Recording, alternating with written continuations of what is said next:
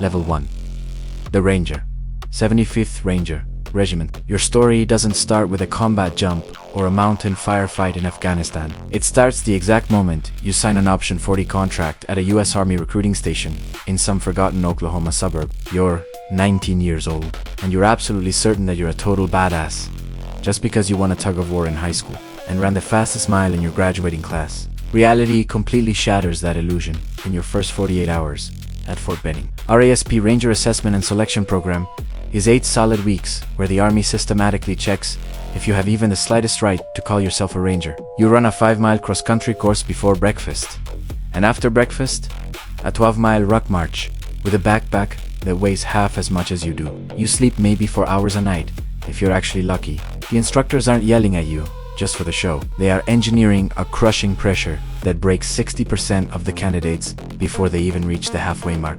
You learn how to shoot, move, and communicate in the pitch dark, under freezing rain, knee-deep in mud, and you have to do it faster and more accurately than any regular infantryman alive. Rangers are elite direct-action light infantry, the absolute tip of the spear for the Army. When they need to execute a midnight raid, seize a hostile airfield, or kick down a door in a dense urban block, they make the call to the Rangers. From society's perspective, you are the very first tier of the elite. To the regular soldiers serving in conventional line units, a Ranger is almost a mythical figure, a guy who survived the gauntlet they wouldn't even dare to try. You provide the regular infantry with a living standard of excellence, a benchmark that thousands of soldiers across the Army strive for. For families in small-town America, you are living proof that their son or daughter can become something much bigger than just a private. If you were forced to low crawl through mud for 2 hours under freezing rain on your first night of RASP, and they told you it was just a warm-up, would you stay and fight? Or would you walk away to a warm regular infantry barracks? Level 2. The Green Beret. Army Special Forces. You survived the Ranger Regiment and proved you can be the ultimate treat. But now the Army wants something much harder from you. They want you to be a teacher, a diplomat, and a warrior all at once. Welcome to US Army Special Forces Selection. SFA's Special Forces Assessment and Selection takes place deep in the swamps and woods of North Carolina and lasts for 24 grueling days. You're navigating by compass through impenetrable brush with a rucksack that somehow feels heavier every single day. And the only person who can save you is yourself. There is no team here. It's just you alone with a map, a compass, and your own willpower. The cadre watch you in total silence, taking notes on every single decision you make, every moment of weakness, every tiny flash of frustration. They aren't looking for the strongest or the fastest guy. They are looking for a man who can critically think when his body is begging him to quit. After SFAs, you enter the Q course, the qualification course that lasts anywhere from 80 months to 2 years. You master a foreign language, unconventional guerrilla warfare tactics, trauma medicine at the level of a field surgeon, combat engineering, and most importantly, the art of working with foreign cultures.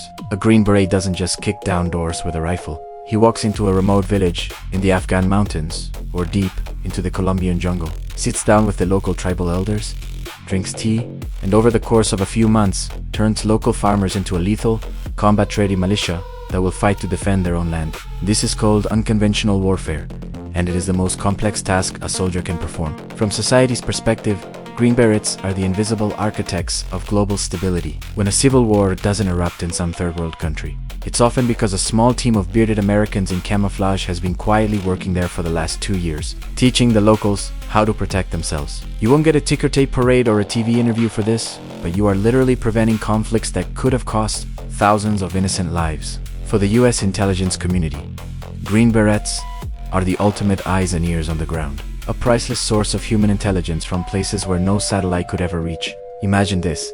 You're dropped into a village on the border of Pakistan and Afghanistan. You don't speak the local dialect fluently yet. You have a 12-man team, and you have 3 months to earn the total trust of people who haven't trusted an outsider for 3 generations.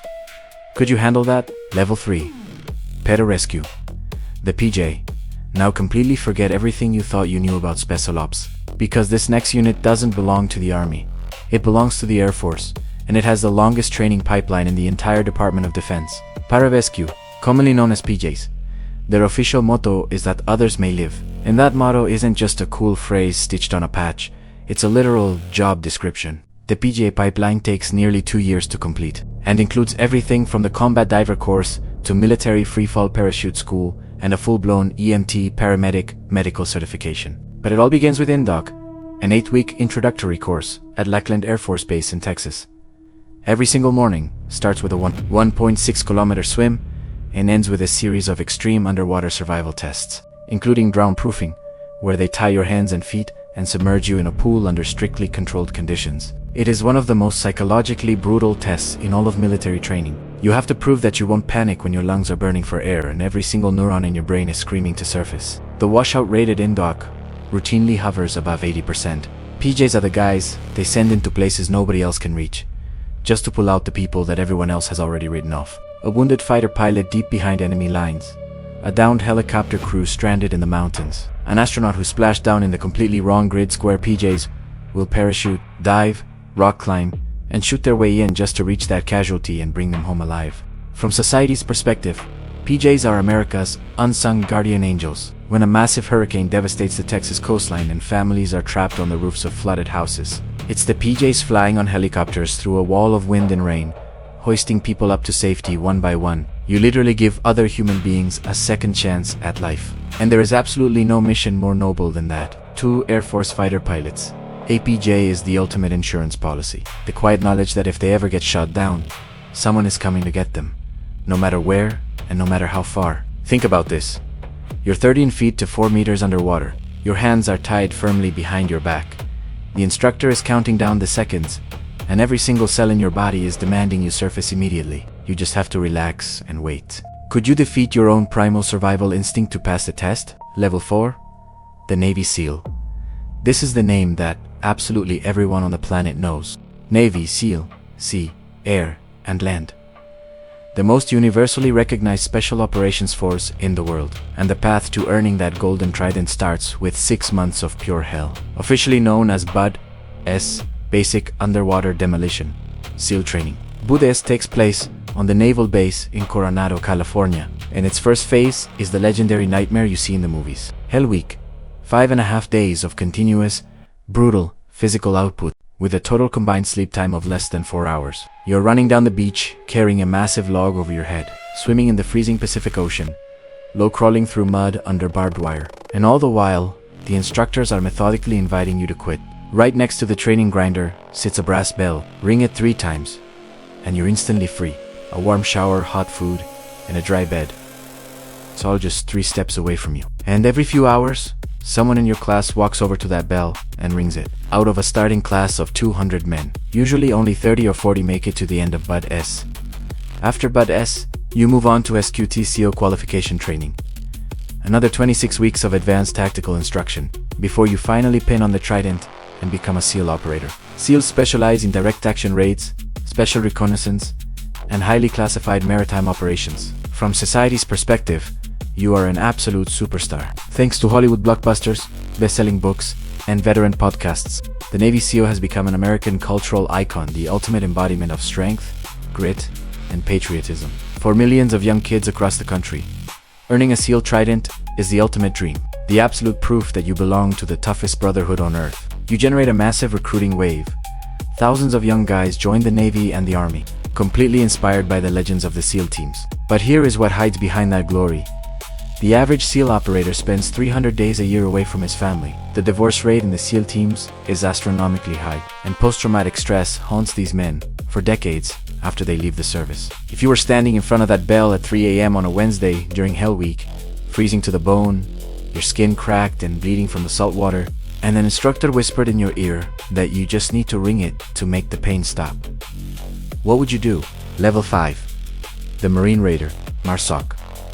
The United States Marine Corps prided itself for decades on the belief that every single Marine is a rifle. But in 2006, the Pentagon finally decided that the Marines needed their own dedicated Special Operations Force. That's how MARSOC was born, Marine Forces Special Operations Command, and its operators inherited a name tracing back to World War II. The Raiders. The MARSOC selection process is called Assessment and Selection, and it consists of 19 days of relentless, crushing pressure. You're already an experienced, battle-hardened Marine with at least 3 years of service and combat deployments under your belt. But out here, your past resume means absolutely nothing. They drop you into the treacherous mountains of North Carolina with minimal gear and force you to make complex decisions in total chaos, operating on no sleep, no food, and deliberately vague instructions. The cadre are looking for critical thinkers, guys who don't just blindly follow orders, but truly understand the strategic why behind them. After selection comes the individual training course, 7 months of deep, advanced training in unconventional warfare, foreign languages, and lethal combat skills. Marsac Raiders brilliantly combine the raw aggression of the Marine Corps with the sharp intellect and teaching ability of the Green Beret. They deploy to Africa, the Middle East, and Southeast Asia, anywhere the US needs to blend surgical combat operations with the training of foreign allied forces. By the way, before we dive deeper into the most highly classified units, I need to ask for your reaction. If you've made it this far into the video, you're exactly the kind of viewer I create this content for. Leaving a like and hitting subscribe isn't just a button click. It's a direct signal to the YouTube algorithm that this video needs to be shown to thousands of other people who are searching for this exact content right now. Without your support, this video will just vanish into the endless feed, and I won't be able to bring you the next elite levels. Hit those buttons right now. Drop a comment telling me which unit so far has your ultimate respect, and let's keep moving. From society's perspective, the Raiders are the younger, but incredibly hungry brother in the Special Operations family. They have proven their immense value in places like Africa, where small Marsac teams work hand in hand with local forces to stop terrorist organizations from expanding across the Sahel to the Marine Corps. Marsac is the vital bridge between conventional infantry and the Black Ops world, proving that the Corps can truly do it all for allied militaries across the globe. The arrival of Marsac Raiders means you have world-class professionals who won't just fight your battles for you, but will teach you how to win them yourself. Imagine this. You were one of the best Marines in your battalion for 3 years, surviving 2 brutal combat deployments. But at Marsac selection, they tell you you're not good enough because you can't negotiate with a local leader and rely too much on firepower. Could you swallow your pride and learn how to be a warrior diplomat? Level 6. The Night Stalker, 160th SOAR. Your whole life you dreamed of being the guy kicking down doors and pulling the trigger on high-value targets. But at this level, you quickly realize a humbling truth: without the men who fly you to the target and pull you out, you're just an angry guy with a rifle taking a long walk. The 160th Special Operations Aviation Regiment is known worldwide by their calcine, the Night Stalkers. Their unofficial motto tells you everything: death waits in the dark. These elite pilots fly heavily modified MH-60 Blackhawks and MH-47 Chinooks at insanely low altitudes in the dead of night, with 0 navigation lights and 0 visibility weather. The path to the 160th starts with Green Platoon, a grueling 5-week selection that tests not just your flying mechanics, but your physical endurance, extreme stress, tolerance, and ability to make split-second calculations under fire. Night Stalker pilots fly 50 feet to 15 meters above the ground, ripping through jagged mountain canyons in total darkness, navigating relying entirely on their night vision goggles. One tiny mistake, one slight twitch of the sea, and they crew the operators in the back, and the entire mission turned into a tragic line on a casualty report. It was the 160th SOAR that flew SEAL Team 6 into Abbottabad 4, Operation Neptune Spear, the raid that changed modern history, and it was a Night Stalker pilot who managed to crash land a fighting Black Hawk into the compound courtyard without killing a single man on board, preventing a disaster that would have wiped out the entire assault team. From society's perspective, you are completely invisible. Hollywood doesn't make summer blockbusters about special ops helicopter pilots, and nobody writes best-selling memoirs about flying under the radar. But every single SEAL, Ranger, and Delta operator knows the truth. Without the pilots of the 160th, they can't do a damn thing. You are literally the man who carries the heroes into the fire and brings them back home to their families. To the wives and kids of Tier 1 operators, you are an invisible guardian angel, the man whose hands dictate whether their father comes home. Tell me, if you were flying a chopper through a canyon at night with 20 Delta Force operators in the back and you suddenly lost one of your engines, would you abort and turn around? Or would you risk it all to push the crippled bird to the target? Level 7. The Combat Controller, CCT. This is the Air Force Special Operations Unit that even a lot of military guys don't fully understand. The Combat Controller, or CCT, might just be the most insanely versatile job in the entire military. The training pipeline lasts nearly 2 years and casually includes everything you can imagine: Combat Diver School, Military Freefall Parachute Training, FA Certified Air Traffic Control School, SEER Survival Training, and intense ground combat tactics. You have to simultaneously be a paratrooper, a scuba diver, a certified air traffic controller, and a deadly tactical operator. The percentage of men who make it through the entire pipeline is usually in the single digits. CCTs operate alone or in two-man pairs, embedding deep with Green Berets or Navy SEALs in the worst combat zones. Their job is to call in devastating airstrikes with pinpoint accuracy, manage complex airspace over a chaotic battlefield, and control aircraft landings on dirt strips in the middle of nowhere. When a special forces team gets ambushed in a mountain valley and their only hope is a JDM bomb dropped from 40,000 feet to 12,000 meters, landing exactly on the enemy position and not on their own heads, it is the CCT who makes that mathematical call.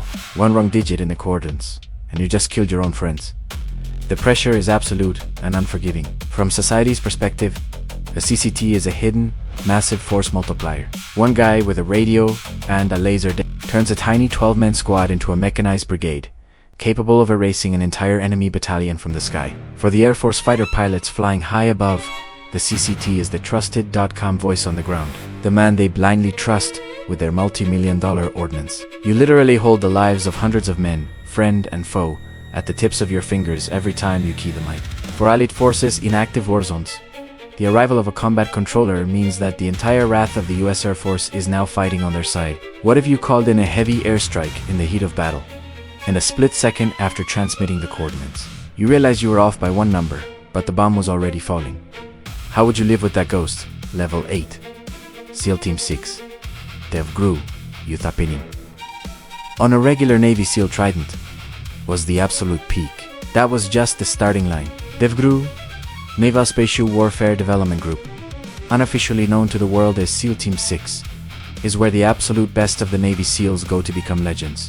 To even be considered for a chance to try out for you must serve at least 5 years at a regular SEAL team with an absolutely flawless, stellar combat record. Selection for DEVGRU is a grueling 6-month process, known as Green Team, and the exact details are highly classified. What is known is that it involves brutal physical testing, deep psychological profiling that lasts for weeks, and a level of close quarters that most special operators will never witness in their lifetimes. DEVGRU operators shoot thousands of rounds every single week, because at this level, every single bullet has to find its exact mark. Their unit ammunition budget rivals the military spending of small countries. DEVGRU specializes in hunting down high-value targets and executing no-fill hostage rescue missions. This is the unit that carried out Operation Neptune Spear, the legendary Abbottabad raid in May 2011. From society's perspective, DEVGRU is a living myth wrapped in a black veil. The US government does not officially acknowledge the existence of SEAL Team 6 in its current operational form. The operators don't wear recognizable unit patches. They don't post pictures in uniform, and they live under deep cover identities even back home in Virginia. For the US intelligence community, DEVGRU is the nation's surgical scalpel, the kinetic tool they pull out only when every other option has completely failed. You protect millions of people who will never know your name, from terrifying threats they will never even hear about, to the global geopolitical order. The operators of DEVGRU guarantee that no terrorist mastermind can ever sleep soundly, no matter where they try to hide on the planet. But the price for this God-tier status is steep. Almost zero personal life, crippling chronic PTSD, and bodies push past the absolute breaking point by age 40. Are you willing to sacrifice your name, your face, and a normal family life just to become the ghost that every enemy of America fears? Level 9, Delta Force. CAG. If DEVGRU is a tactical hammer, then Delta Force is a scalpel wrapped in absolute shadow. Officially, this unit is designated as the 1st Special Forces Operational Detachment, or simply CAG, Combat Applications Group. Unofficially, the entire world calls them Delta, even though the Pentagon has never officially confirmed that name. Delta Force is the premier counterterrorism unit that technically does not exist. They have no official webpage, no recruiting posters, and no public emblem on DoD documents. Selection for Delta runs twice a year and is widely considered the most brutal evaluation in the US military. The candidates are already the elite of the elite, seasoned Rangers, Green Berets, and combat-proven paratroopers. The selection course lasts about a month and involves 40, 64 kilometer rucksack marches through the Appalachian Mountains. The rucksack gets heavier every single day, and the time limit gets shorter and shorter. The worst part, you don't know the time limit. You don't know how many days are left in the course. You don't even know if the instructors are currently watching you. It is total sensory and informational isolation. engineered to find men who can execute perfectly in absolute uncertainty. After the physical phase comes the commander's board, a psychological interrogation by senior operators that lasts 4 hours. They throw moral dilemmas at you with no right answers just to see how your brain processes extreme stress. Delta operators work deep undercover, grow long hair and beards, wear civilian clothes, and can live in a hostile foreign city for months without ever raising suspicion. They handle the missions that never make the evening news: classified hostage rescues, decapitation strikes on terror networks, and Black Ops recon in countries where a US military presence would trigger a massive international incident. From society's perspective, Delta Force is pure Hollywood mythology. Most people only know the name from old Chuck Norris movies, but the real Delta is infinitely more quiet and deadly than anything on screen. To the President of the United States, Delta is the absolute final argument, the panic button he hits when diplomacy and sanctions have failed. You are defending the Constitution of the United States from the shadows, and your only reward is a quiet satisfaction you can never share with anyone. For the global community, the mere whisper of Delta Force is a massive deterrent, an invisible red line that terror cells are terrified to cross. If you were ordered to spend a year deep in a hostile capital, cut off from your family, with zero promise of rescue, executing Black Ops you can never tell a soul about, would you step up to the plate? Or is that price too high even for the most lethal warrior alive? Level 10. The Ghost. ESA. Welcome to the absolute final level, a tier that the US government will aggressively deny even exists. The Intelligence Support Activity, or IA, is known by dozens of rotating classified code: Grey Fox, Centra Spike, the Arlington Group, Task Force Orange.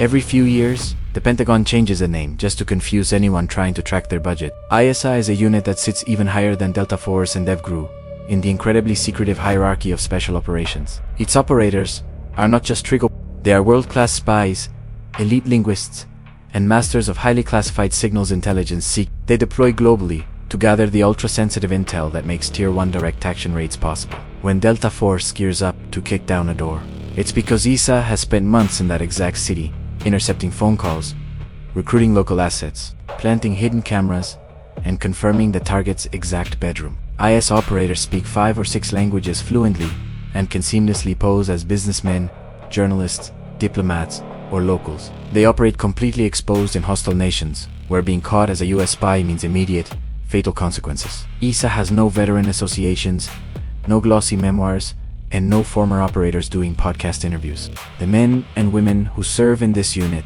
take their secrets to the grave. From society's perspective, the ESA is an absolute, terrifying void. You aren't just invisible, you don't even exist on public record. Your family has no idea where you are or what you actually do. Your neighbors think you work some boring desk job at the Department of Defense. But your quiet, incredibly dangerous work is the exact trigger that launches the most lethal strike forces on Earth. You are the one who finds the target, so that Delta or DEVGRU can finish the job. Without you, the most elite warriors on the planet are just heavily armed men wandering in the dark. To the US national security apparatus, ESA operators are the invisible bedrock of the entire counterterrorism machine. Here is the final question.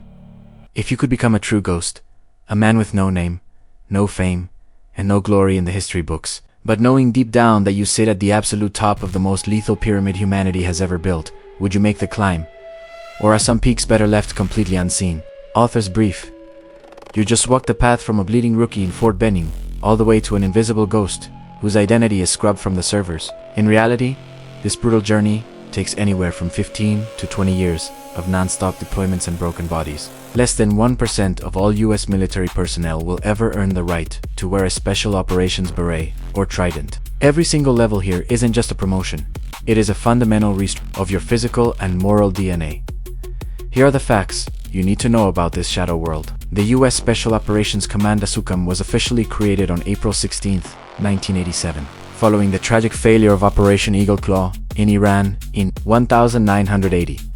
The total strength of US Special Operations Forces is roughly 70,000 personnel, which is actually larger than the entire active duty army of many nations. Delta Force was founded by Colonel Charles Beckwith in the shadows of global conflict. Elite warriors operate where others fear to tread. Today, we are ranking the most brutal and elite US Special Operations units based on their history and training, starting with the 75th Ranger Regiment, the Army's premier large-scale raid force. The 75th Ranger Regiment has conducted more combat deployments since September 11 than any other unit in the US Army. They are the workhorses of special operations, constantly on the front lines in high-intensity environments. Next, we look at the Guardians of the Fallen, the Air Force Pararescue, or The Air Force Pararescue Pipeline is officially recognized as the longest individual training course in the U.S. Department of Defense. It takes an average of 2 full years to complete the grueling Superman school training. Then, there are the Green Berets, the masters of unconventional warfare and foreign internal defense. They don't just fight, they train others to fight, acting as a force multiplier in deep cover operations. But when we talk about maritime strike, one name echoes loudest: SEAL Team 6. SEAL Team 6 was famously created by Richard Marcinko in 1980, after the failure of Operation Eagle Claw. The number 6 was deliberately chosen to confuse Soviet intelligence. It made them believe the US Navy had 6 SEAL teams, when only 2 actually existed at the time. Operation Neptune Spear, the raid on Abbottabad, remains their most historic achievement. On May 2, 2011, the mission was executed with surgical precision by DEVGRU operators. They were flown in by the elite Night Stalker pilots from the 160th SOAR. The mission was guided by massive intelligence gathered by the ESA and the CIA. But at the very peak of the Tier 1 hierarchy stands Delta Force. Delta was heavily modeled after the British where founder Charlie Beckwith served an exchange tour. Right now, today, US Special Operations Forces are quietly deployed in over 80 countries simultaneously, and the general public will never hear about the vast majority of their missions.